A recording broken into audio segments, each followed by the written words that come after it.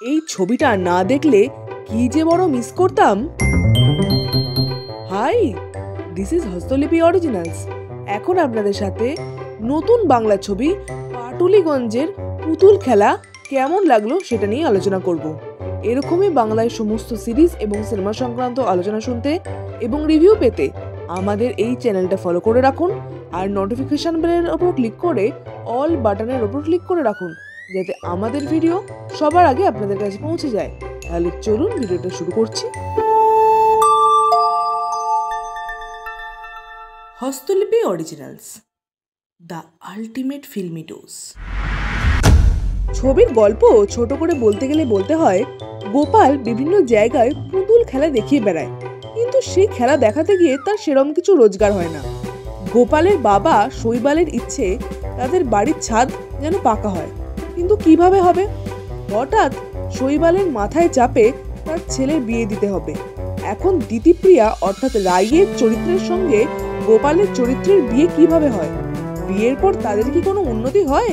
তা জানতে হলে গিয়ে ছবিটা আপনাদের দেখে নিতে হবে। এই ছবিতে অভিনয় করেছেন পরাণ বন্দ্যোপাধ্যায়, সোহম মজুমদার, দিতিপ্রিয়া রায়। এছাড়াও ছোটখাটো চরিত্রে মীর আফসার আলী, এছাড়াও আরও অনেকে অভিনয় করেছেন।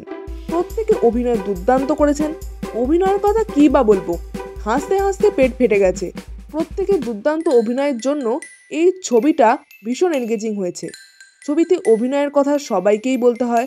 আউট অফ 5 অভিনয়কে আমি 4 দেব। স্ক্রিন প্লে বা চিত্রনাট্য ভীষণই এনগেজিং। আউট অফ 5 স্ক্রিন প্লেকে আমি 4 দেব। ডায়লগ ভীষণই ভালো। বিভিন্ন রাজনৈতিক পার্টিকে যেভাবে খোঁচা মেরে ডায়লগ রাখা হয়েছে তা ভীষণই সাহসিকতার পরিচয় দেয়। আউট অফ 5 ডায়লগকে আমি 4.5 দেব। তবে ব্যাকগ্রাউন্ড মিউজিক আরও একটু ভালো হতে পারত।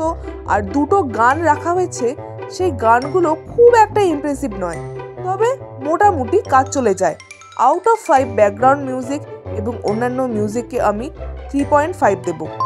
থ্রু আউট এনগেজিং একটা ছবি, ভীষণই এন্টারটেনিং, ভীষণই মজা পাবেন এই ছবিটা দেখে। এবং বাঙালির গল্প, বাঙালিয়ানায় ভরা গল্প। এই ছবিটা আপনাদের হলে গিয়ে অবশ্যই দেখে আসতে হবে এবং দেখে অবশ্যই কমেন্টে জানাবেন কেমন লাগলো।